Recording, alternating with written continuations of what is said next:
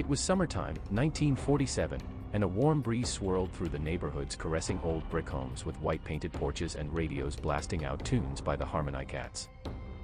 Those were the days when milk was still brought to your door in cold, sweating glass bottles which the doorman delivered clinking to your doorstep, and sleek black cars cruised by on white wall tires. Blaring horns that really let you have what for. My father had come back from the war 3 years before, gaunt and etched, a ghost of the man he'd been, returned back to us from across some raging ocean surrounded by killing fields. Entire countries become crypts. He was further away now than he'd ever been during the war. He drank Schlitz on the porch all day every day, that's what he did, from sunup to sundown, and my mother and I mostly just stayed away. But I was 13 at the time and it was glorious summer. I spent every day with Tommy Miller, a scrawny boy to be sure, but a renowned hellion. We spent that summer roaming creation. We shot at squirrels and birds in Oak Creek Forest with our slingshots, baseball with the other 8th graders out on Hest Field, and she came walking by with a group of girls, and I tell you that was it. Man, I must have looked like a fool standing there with my mouth agape while those girls passed by. I don't even remember how the game ended, and I don't remember the next few days.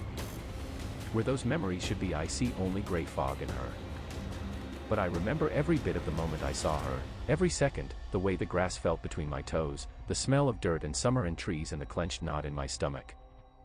My heart skipping and jumping and stopping and triple beating, and I knew from the moment I saw her that I was in love, deep, everlasting, head over heels love. Her skin was pale porcelain starlight, and her eyes were lightning blue, and her pouty lips were promises wrapped in red ribbons, and yes sir, I tell you, I knew it from the moment I saw her. She was for me and I for her, and we would marry and have kids and grow old until we faded away into our golden years, sipping lemonade on porch swings. 2 old farts in love. One of us would go first, probably get cancer, and we'd hold hands in the hospital until twilight called the other home. And so I planned how to win her, and thought myself silly, but knew what I lacked in experience I would more than compensate for with enthusiasm. A day passed, then 2 nights of dreams of Laurel. Sweet lark-filled dreams of gentle moonlight and grassy green plateaus and starless skies forever. I saw an elk in my dreams. I was the elk, and I ran for days and nights through white crystalline snow, lightning beneath my hooves, and she was the sun and moon that lit my way. Till Saturday arrived. It was Saturday, June 14, 1947, and not a cloud dared defy the radiance and fullness of that day, I remember. I had chosen Saturday because I knew there would be a pickup football game down on Brower Field. I knew my friends would be there, and the other boys from Camry Street would be there, and we would become clashing titans that day, and the gods of Olympus would be watching. They'd be watching as we battled for glory, just as we had done every Saturday for the last few months. The gods would be watching, but more importantly, the girls would be watching too. The girl would be watching. They always came by to watch the games, pretending to be interested in football. I told my mother about it once, and she said, "Well now, Isaac, girls aren't interested in football. They are interested in the boys playing football." It hadn't made much sense at the time, but Laurel had awoken in me an understanding of the nature of boys and girls, and that primal desire to love and be loved, and I knew then as I know now she had not been interested in football all along, or even boys. She had been interested in me. I was the reason she came to watch football on Saturdays. I was going to play the game of a lifetime. Those boys weren't going to know what hit em. I would play so well that she couldn't help but see me and only me.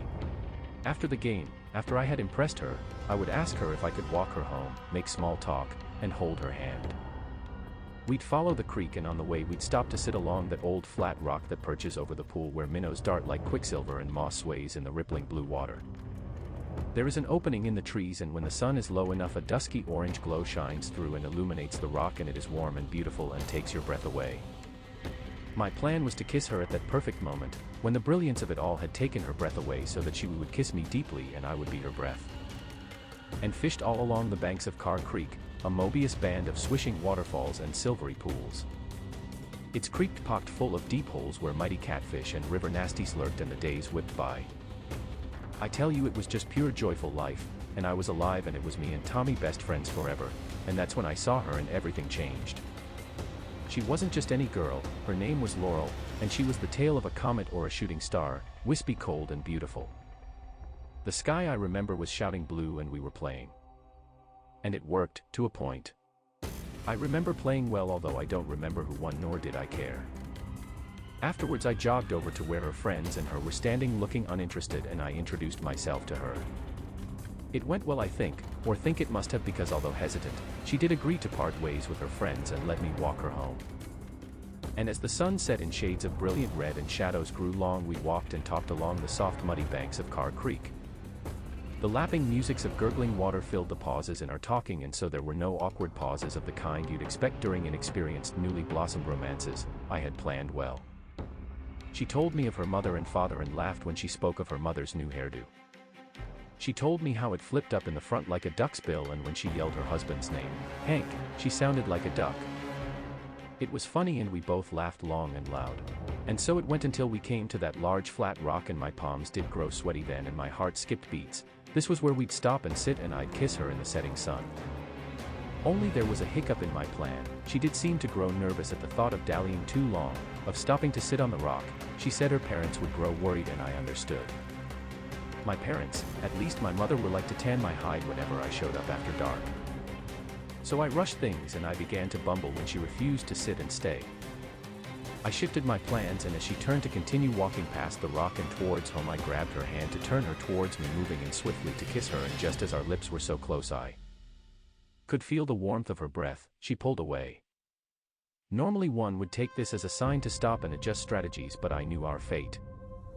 I knew that we would grow old together, and that once I kissed her and made her understand, she would be mine and I would be hers, forever.